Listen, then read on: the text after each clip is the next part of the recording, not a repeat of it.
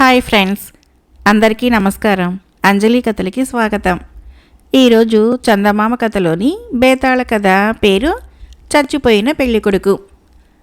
పట్టు వదలని విక్రమార్కుడు చెట్టు వద్దకు తిరిగి వెళ్ళి చెట్టుపై నుంచి శవాన్ని దించి భుజాన వేసుకొని ఎప్పటిలాగే మౌనంగా శ్మశానం కేసి నడవసాగాడు. అప్పుడు శవంలోని బేతాళుడు, రాజా, నువ్వింతగా ఈ అర్ధరాత్రి వేళ శ్రమ పడుతున్నప్పటికీ నీకు దక్కవలసిన ఫలితాన్ని నీకన్నా హీనుడు పొందవచ్చునని నీకు తోచిందా? ఇందుకు నిదర్శనంగా నీకు కుమారవర్మ కథ చెబుతాను, శ్రమ తెలియకుండా విను అంటూ ఇలా చెప్పసాగాడు. కుమారవర్మ అవంతి నగరానికి చెందిన యువకుడు. వారిది కావటానికి ఘనమైన వంశమే కానీ కుమారవర్మ తాత ముత్తాతలు వైభవంగా బతకటం కోసమని దాతలు అనిపించుకుందామని ఉన్న ఐశ్వర్యాన్నంతా తగలేశారు. అందుచేత కుమారవర్మ తండ్రి తన కొడుక్కి సంపన్నుల ఇంటి పిల్లను చేసుకుందామని నిశ్చయించి కోటీశ్వరుల పిల్లని మహావికారమైన దాన్ని కోడలుగా చేసుకోవడానికి సిద్ధపడ్డాడు. కానీ కుమారవర్మ ధనలోభి కాదు. అతని ఆశయము జీవితంలో అసాధారణమైన అనుభవాలు పొందటం, మనిషిలాగా బతకటం. అందుచేత అతను డబ్బు కోసము కురూపి అయిన భార్యను చేసుకోనన్నాడు. తండ్రి కొడుకుల మధ్య ఘర్షణ జరిగింది. చివరికి కుమారవర్మను తండ్రి ఇంటి నుంచి వెళ్ళగొట్టాడు. కుమారవర్మ విచారించలేదు. ప్రపంచము విశాలమైనది. ధైర్య సాహసాలు గలవాడికి ప్రపంచంలో ఎన్నో అపూర్వమైన అనుభూతులు కలుగుతాయి. వాటి కోసమై అతని ఇల్లు విడిచి దేశాల మీదకు బయలుదేరాడు. కుమారవర్మ ఉజ్జయిని నగరంలో కొంతకాలం ఉండి అక్కడి నుంచి అమరావతి పట్టణానికి బయలుదేరాడు. అదే రోజున ఉజ్జయిని నగరపు వర్తకుడి కొడుకు ధనగుప్తుడనేవాడు కూడా అమరావతి పట్టణానికి బయలుదేరాడు. ఉజ్జయిని నగరం దాటగానే ఇద్దరు తారసిల్లారు. ఇద్దరు గుర్రాలకి ప్రయాణం చేస్తున్నారు. ధనగుప్తుడు తండ్రిలాగే అస్తమానము వ్యాపారంలో మునిగి తేలేవాడు. తన వృత్తిని, తన నగరాన్ని తప్పితే మిగతా ప్రపంచం గురించి తెలిసినవాడు కాదు. కొత్తవారితో పరిచయం చేసుకునే చొరవ అతనికి బొత్తిగా లేదు. అయితే కుమారవర్మకి అందులో ఎంతో నేర్పు ఉండడం చేత త్వరలోనే ఇద్దరికీ స్నేహం కలిసింది. కుమారవర్మ ధనగుప్తుడు బయలుదేరిన పనిని గురించి వివరాలన్నీ క్రమంగా తెలుసుకున్నాడు. ఒక విధంగా ధనగుప్తుడు కుమారవర్మకి విరుద్ధమైన వ్యక్తి. అతని తండ్రి కూడా ధనాశ చేత అమరావతి పట్టణంలోని ఒక కోటీశ్వరుడి కుమార్తెను తన కొడుక్కి మాట్లాడాడు. ఉభయ పక్షాల వారు ఉత్తరాల ద్వారా వివరాలన్నీ నిర్ణయించుకున్నారు. పెళ్లి కూతురు తన తండ్రి ఇంటి నుంచి ఇన్ని లక్షలు తీసుకురావాలని ఖరారైంది. పెళ్లి కూతురు పెళ్లి కొడుకు ఒకరినొకరు చూసుకున్నాక లాంఛనంగా ప్రదానం జరిగి ముహూర్తం నిర్ణయం కావలసి ఉన్నది. అందుచేత ధనగుప్తుడు తనకు కాబోయే అత్తవారి ఊరుకు బయలుదేరాడు. ఈ విషయాలు విని కుమారవర్మ ఆశ్చర్యంతో, పిల్ల మంచి భరణం తెస్తున్నది, బాగానే ఉంది. కానీ ఆమె అందంగా లేకపోతే ఎలా పెళ్లాడతావు? బతుకున్నన్నాళ్ళు ఆమెతో ఎలా కాపురం చేస్తావు అని ధనగుప్తుడిని అడిగాడు. పిల్ల బాగానే ఉందన్నారు. కాస్త కుడి ఎడమైతేనేమి, అన్నీ వసుగుడతాయా? కొంతవరకు సరిపెట్టుకుని పోవాలి అన్నాడు ధనగుప్తుడు. కుమారవర్మ వెంట ఉండటము ధనగుప్తుడికి ఎంతో మేలైంది. కొత్త చోట కూడా స్వతంత్రంగా అడిగి పనులు చేయించుకోవటము, వీలైనన్ని సౌకర్యాలు సాధించటము కుమారవర్మకు బాగా తెలుసు. ఆ విద్య ధనగుప్తుడికి తెలియదు. ధనగుప్తుడిని కొంచెం కూడా లక్ష్య పెట్టని వారు కుమారవర్మ పట్ల ఎంతో విధేయత కనబరిచారు. కుమారవర్మకి మంచి మజిలీలు కూడా తెలుసు. వారిద్దరూ కొన్ని రోజుల అనంతరము అమరావతి పట్టణం చేరుకున్నారు. అలాంటి మహానగరాన్ని ధనగుప్తుడెన్నడూ ఊహించను కూడా లేదు.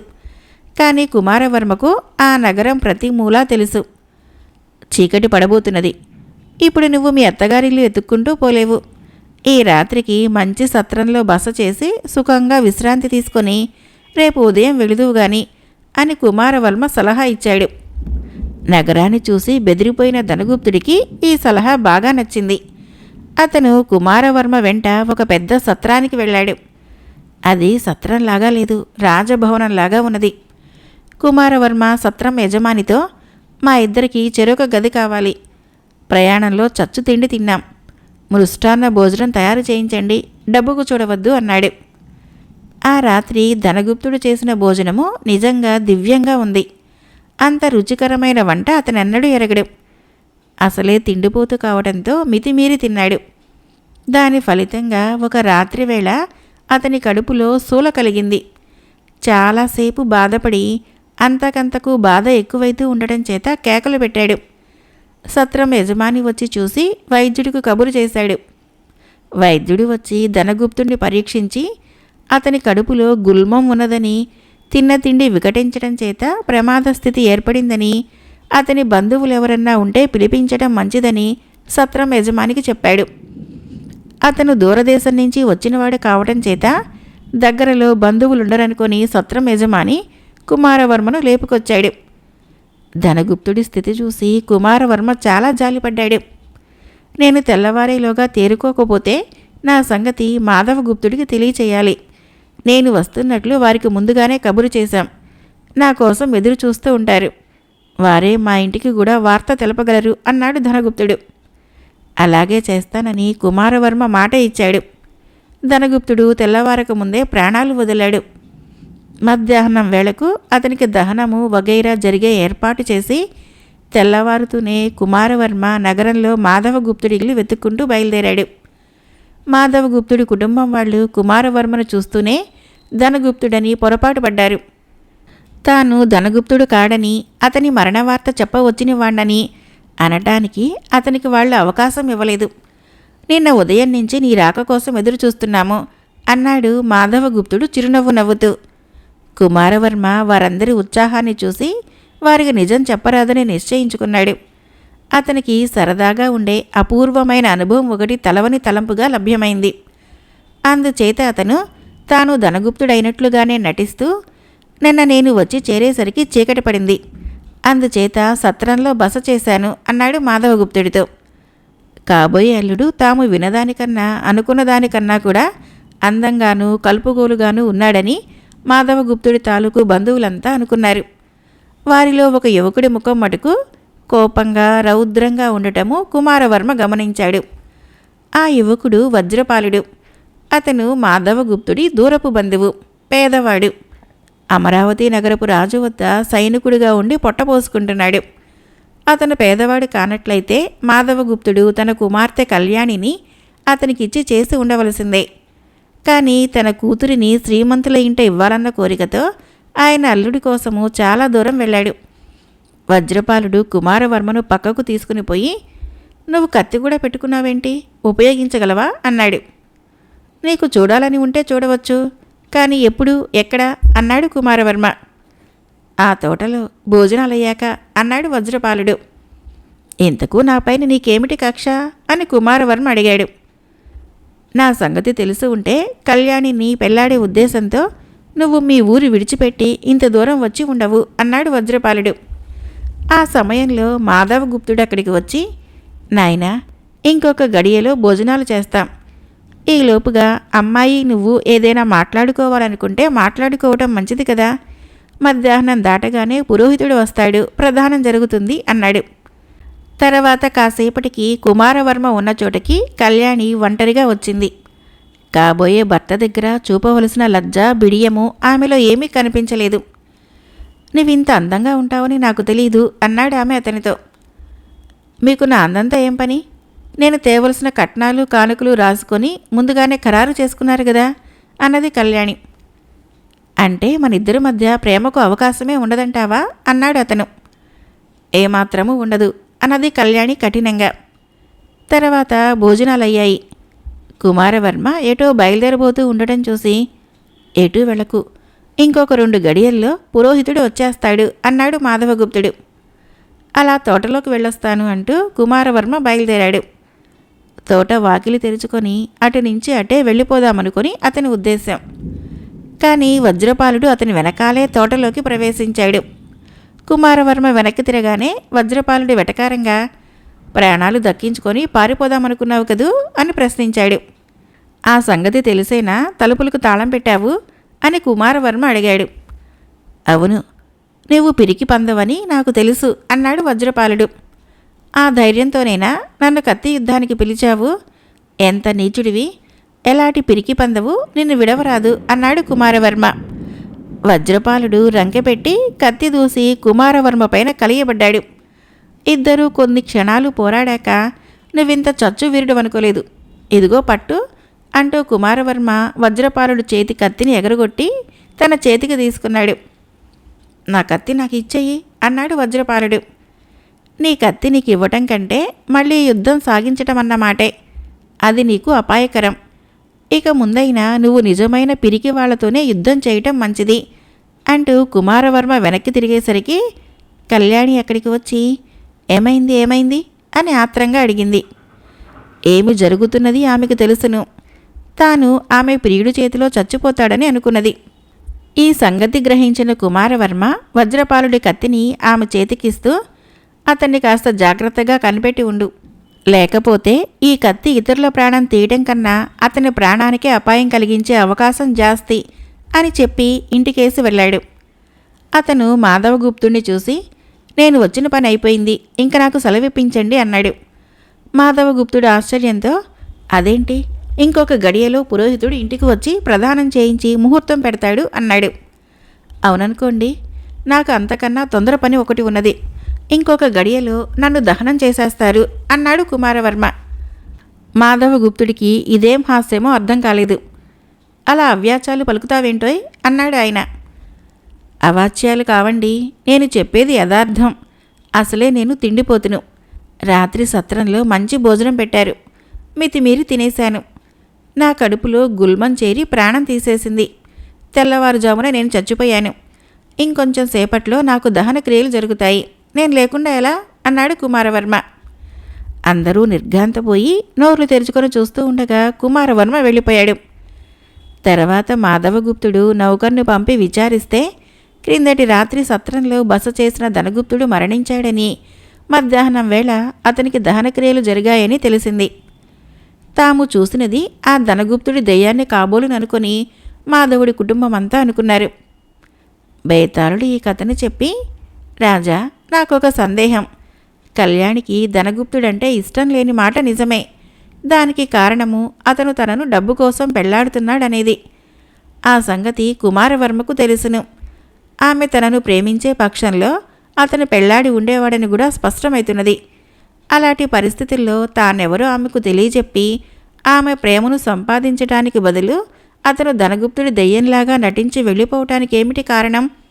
ఈ సందేహానికి సమాధానం తెలిసి కూడా చెప్పలేకపోయావో నీ తల పగిలిపోతుంది అన్నాడు. దానికి విక్రమార్కుడు, కుమారవర్మ తనను తాను బయట పెట్టుకోపోవటానికి 1 కాదు 3 కారణాలు కనిపిస్తున్నాయి. మొదటిది, కుమారవర్మ ధనికుడు కాదు. అతడు కూడా తనను డబ్బు చూసే ప్రేమిస్తున్నాడని కళ్యాణి అనుకోవచ్చు. ఆమె తానై ఒక పేదవాణ్ణి ప్రేమించింది నిజమే. కానీ ఆ ప్రేమకు పాత్రుడైన వజ్రపాలుడు కుమారవర్మకు ఎంత హీనుడిగా కనిపించాడంటే, కళ్యాణి ప్రేమ కోసము వాడితో పోటీ పడటము అతనికి అవమానంగా తోచింది. అది 2వ కారణం. మరొకటి కూడా ఉన్నది. తాను మామూలు మనిషినని తెలిస్తే తన చేతిలో చిత్తుగా ఓడిపోయిన వజ్రపాలుడిపై కళ్యాణికుండిన ప్రేమ కాస్త విరిగిపోయే అవకాశం ఉన్నది.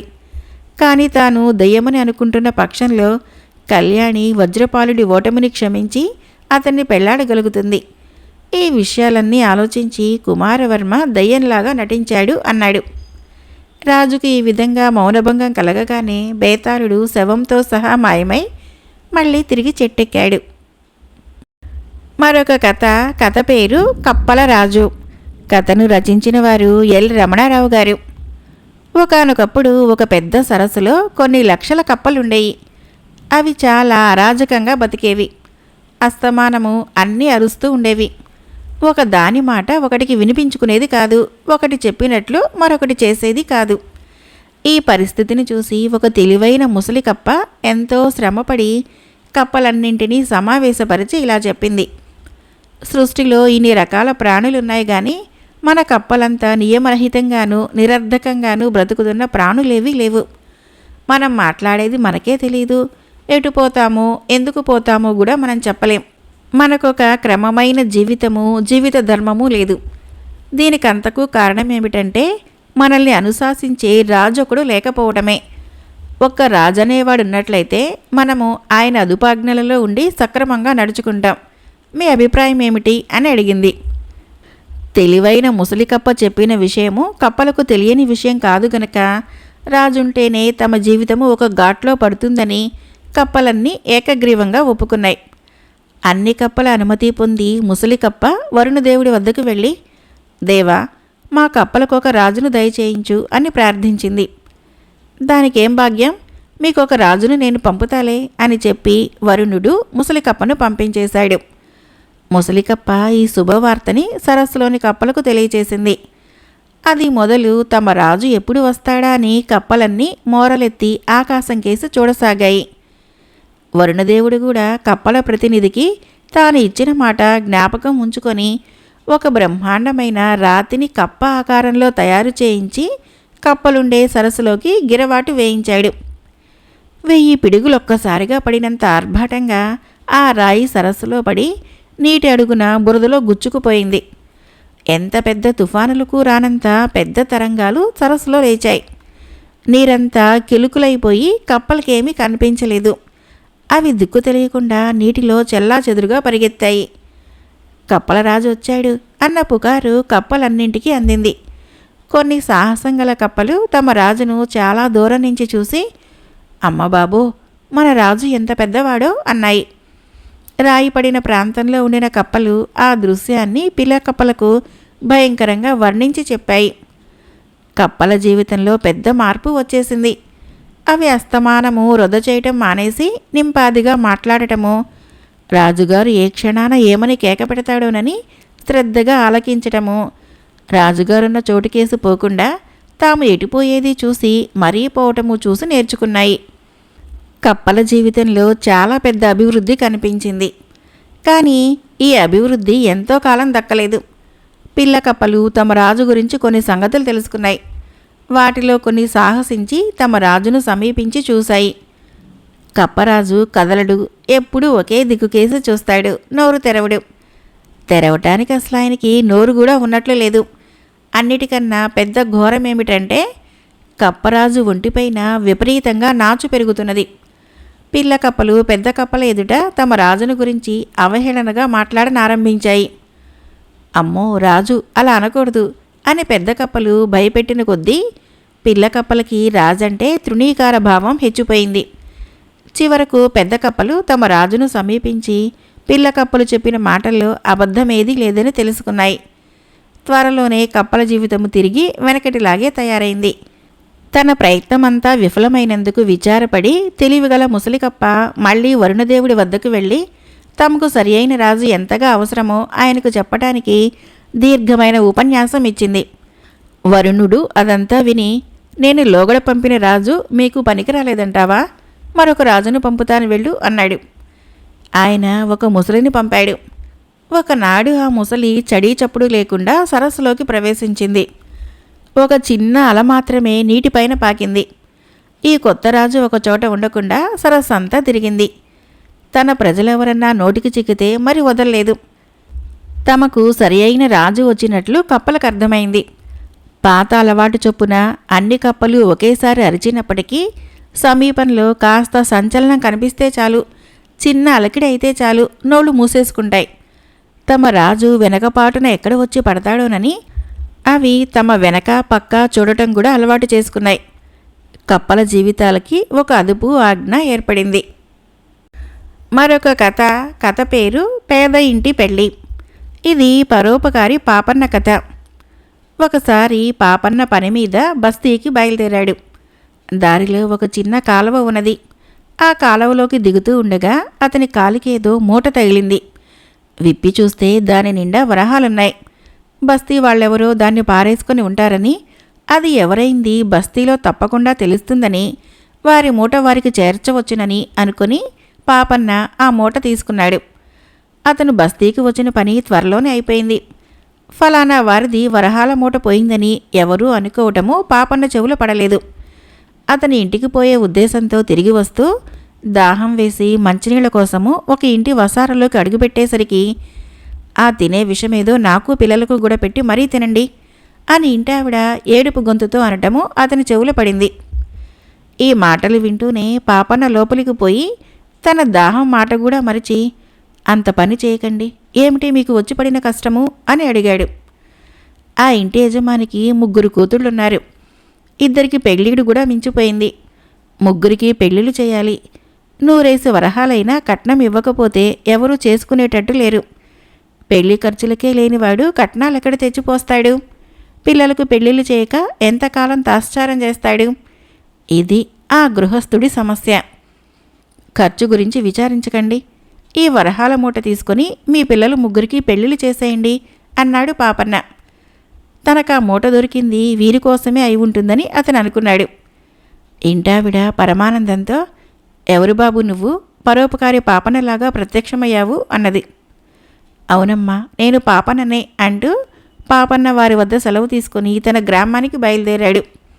గృహస్థుడు కూడా తాను ఎన్నుకొని ఉన్న అల్లుళ్లకు కట్నాలిచ్చేసి ముహూర్తం పెట్టించుకోవటానికి డబ్బు తీసుకుని బయలుదేరాడు. పాపన్న వరహాల సంచి దొరికిన కాలవ దగ్గరికి వచ్చేసరికి ఎక్కడో ఎవరో మూలుగుతున్నట్లు వినిపించింది. అతను రాళ్లగుట్ల మధ్య వెతకగా ఒక మనిషి కనిపించాడు. అతను గాయాలు తగిలి ఒళ్ళు తెలియని స్థితిలో ఉన్నాడు. పాపన్న ఆ మనిషిని ఎత్తుకుని పోయి కాలవ నీటితో అతని ముఖం తుడిచి నీళ్లు తాగించి గాయాలు కడిగిన మీదట ఆ మనిషి తాను వేకువజామున బస్తీకి పోతూ ఉంటే గిట్టని వాళ్లు పైన పడి హత్య చేయ ప్రయత్నించారని చెప్పాడు. తన స్వగ్రామము 5-6 కోసుల దూరం ఉన్నదని ఆ మనిషి చెప్పడం చేత పాపన్న చేసేది లేక అతన్ని తన ఇంటికే మోసుకుని పోయి వైద్యుణ్ణి పిలిపించి చికిత్స చేయించాడు. ఆ మనిషి పాపన్నతో నిజం చెప్పలేదు. ఆ తెల్లవారుజామున ఒక షావుకారు తాను బస్తీలో వసూలు చేసిన బాపతు సొమ్ము 4-5 వేల వరహాలు మూటగట్టి 2 నౌకర్లతో సహా తీసుకొస్తుంటే 3 దొంగలు కాలువ సమీపంలో ఉన్న రాళ్లగుట్టల మాటున ఉండి అమాంతంగా వాళ్ల మీద పడ్డారు. అయితే షావుకారు వెంట ఉన్న నౌకర్లలో ఒకడు బలార్జుడు. వాడు చేతికర్ర తిప్పి ఒక దొంగ తల మీద భుజం మీద బలంగా కొట్టాడు. మిగిలిన 2 దొంగలు పిక్కబలం చూపించారు. దెబ్బతిన్న దొంగ ఎలాగో కొంత దూరము రాళ్లగుట్టల మధ్య దేక్కుంటూ పోయి అక్కడ స్పృహ తప్పి పడిపోయాడు. ఆ గల్లంతులు ఒక వరహాల మూట పడిపోయి పాపన్నకు దొరికింది. పాపన్న ఆ మూట ఎత్తుకునే సమయానికి రాళ్లగుట్టల మధ్య పడి ఉన్న దొంగకు స్పృహ లేదు. అతను బస్తీ నుంచి తిరిగి వచ్చే సమయానికి కొంచెం స్పృహ వచ్చి బాధ తెలిసి మూలగడం చేత పాపన్నకు అతను దొరికాడు. షావుకారు తీరా ఇంటికి వెళ్ళి చూసుకుంటే తాను తెచ్చిన మూటల్లో ఒక వరహాల మూట కనిపించలేదు.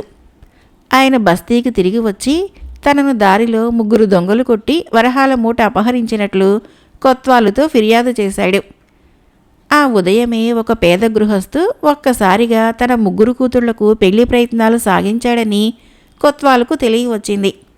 ఆ గృహస్థును కొత్వాలు పిలిపించి అడగగా తనకు పరోపకారి పాపన్న అనే ఆయన వరహాల సంచి ఇచ్చాడని, సంచి ఇంకా తన వద్దనే ఉన్నదని అన్నాడు. సంచి తెప్పించి చూస్తే దానిపైన షావుకారు వేసుకున్న గుర్తు కూడా ఉన్నది. పరోపకారి పాపన్న పేరు కొత్వాలు విని ఉన్నాడు. ఈ పాపన్న అనేవాడు దొంగతనాల మూలాన డబ్బు గడించి పరోపకారి అని పేరు తెచ్చుకుంటున్నాడని ఇప్పుడు ఆయనకి అనుమానం కలిగింది. ఆయన తన భటులను పాపన్న ఉండే గ్రామానికి పంపించి అతన్ని పిలిపించాడు. తనకు దొంగతనం గురించి ఏమీ తెలియదని, తనకు ఆ సంచి కాలవ దగ్గర దొరికిందని, అది ఎవరిదని వాకబు చేసేలోగా ఒక కుటుంబము ఆత్మహత్యాయత్నంలో ఉన్నట్లు తెలిసి వారిని కాపాడటానికి ఆ సంచి ఇచ్చేశానని పాపన్న ఉన్నది ఉన్నట్లుగా కొత్వాలుకు చెప్పాడు. ఈ మాటలు షావుకారికి గాని కొత్వాలుకు గాని రుచించలేదు. షావుకారు సొమ్ము 500 వరహాలు ఎవరికో దత్తమైపోయింది. దొరికిన సొమ్ము తనకు ఒప్పగించగా సొంత డబ్బులాగా పాపన్న వాడుకొని ఉండటము నేరమేనని నిర్ణయించి కొత్వాలు పాపన్నను ఖైదులో పెట్టించాడు. షావుకారు సొమ్ము షావుకారుకు ముట్టేదాకా గృహస్థును కూడా ఖైదీలో ఉంచాలని కొత్వాలు ప్రయత్నించాడు. కానీ పాపన్న ఆయనను బాధించవద్దని, షావుకారి డబ్బు తిరిగి ఆయనకి ఇవ్వవలసిన పూచి తనదేనని అన్నాడు. అతను గృహస్థుడితో, అయ్యా, ఒక్క ఉపకారం చెయ్యండి. 500 వరహాల కోసము నన్ను ఖైదు చేశారని, ఆ మొత్తం చెల్లించిందాకా నేను ఖైదులో ఉండాలని నా భార్యకు కబురు చేయండి. మా ఇంట ఒక జబ్బు మనిషి ఉన్నాడు. పాపం, అతనికి ఏ ఇబ్బంది కలగకుండా చూసుకోమనండి అన్నాడు. ఆ గృహస్థుడు పాపన్నకు పట్టిన దురవస్థకు కంటనీరు పెట్టుకుంటూ తానే బయలుదేరి వెళ్ళి మీనాక్షికి సమాచారమంతా చెప్పాడు. దెబ్బలతో తీసుకుంటున్న మనిషిని చూసి ఆయన, పాపన్నగారు నిజంగా మనిషి కాదండి, దేవుడండి. ఇంత ఆపదలోనూ ఈ మనిషి మాట చెప్పి ఏ లోటు జరగకుండా చూడమన్నారండి అన్నాడు. మీనాక్షి అంతా విని, సరే బాబు, మీరు వెళ్ళి మీ అమ్మాయిలు పెళ్లి పని చూసుకోండి. దేవుడి దయ ఉంటే 500 వరహాలు పుట్టకపోతాయా అన్నది. గృహస్థు మీనాక్షితో, అమ్మా, నాకు పాపన్నగారిచ్చిన డబ్బులో ఇంకా సగం అలానే ఉంది. కట్నాలు ముందే ఇచ్చేశాను గనక పెళ్లి ఖర్చులు ఎప్పుడు చిక్కితే అప్పుడు చూసుకోవచ్చు. ఇంకొక 200 వరహాలు సంపాదించగలిగితేమా పాపన్నగారికి బంధ విముక్తి కలుగుతుంది అన్నాడు. అలాంటి మాట మనసులో కూడా అనుకోకండి. వారి మాట వింటే చాలా బాధపడతారు. ఆయన ఎంతమందికో సహాయపడ్డారు. ఎన్నడూ స్వార్థం చూసుకోలేదు అన్నది మీనాక్షి. తలవని తలంపుగా మూలుగుతున్న దొంగవాడు గృహస్థుతో, అయ్యా, బండి ఒకటి మాట్లాడతారా? నేనింటికి పోతాను. నా ప్రాణం కాపాడి నా పెద్ద మనిషి జైల్లో ఉండగా నేను ఆయనకు అతిథిగా ఎలా ఉండను అన్నది. మీనాక్షి అతన్ని పోవద్దని వేడుకున్నది. గాయాలన్నిటికీ కట్లు కట్టించారు కదమ్మా, ఇంకా మీరు చేసేది మాత్రం ఏమున్నది, నన్ను వెళ్ళనివ్వండి అన్నాడు దొంగ. మీనాక్షి గృహస్థు కలిసి దొంగను బండిలోకి ఎక్కించి పడుకోబెట్టారు. దొంగ గృహస్థును కూడా ఎక్కమన్నాడు. బండి తిన్నగా దొంగలుండే ఊరికిపోయింది. దెబ్బతిన్న దొంగ తన తోడు దొంగలతో చెప్పి గృహస్థుకు 500 వరహాలు ఇప్పించాడు. గృహస్థు వాటిని తెచ్చి షావుకారికిప్పించి పాపనను ఖైదు విడిపించాడు. గృహస్థు, మా ప్రాణాలు కాపాడారు, మా ఇల్లు నిలబెట్టారు అనటం విని పాపన్న, నిజంగా మీకు ఉపకారం చేసింది నేను కాదు, ఆ దెబ్బలు తిన్న మనిషి. అటువంటి వాడికే శత్రువులు జాస్తి అని చెప్పి పిల్లల పెళ్ళిళ్ళు సుఖంగా జరగాలని ఆశీర్వదించి ఇంటికి తిరిగి వచ్చేశాడు. అంత త్వరలో తన భర్త తిరిగి రావడం చూసి మీనాక్షి ఆనంద బాష్పాలు రాల్చింది. కథ అయిపోయింది. ఫ్రెండ్స్, నా కథలు నచ్చినట్లయితే మన ఛానల్ని తప్పకుండా సబ్స్క్రైబ్ చేయండి, లైక్ చేయండి, షేర్ చేయండి, కామెంట్ చేయండి. Thank you.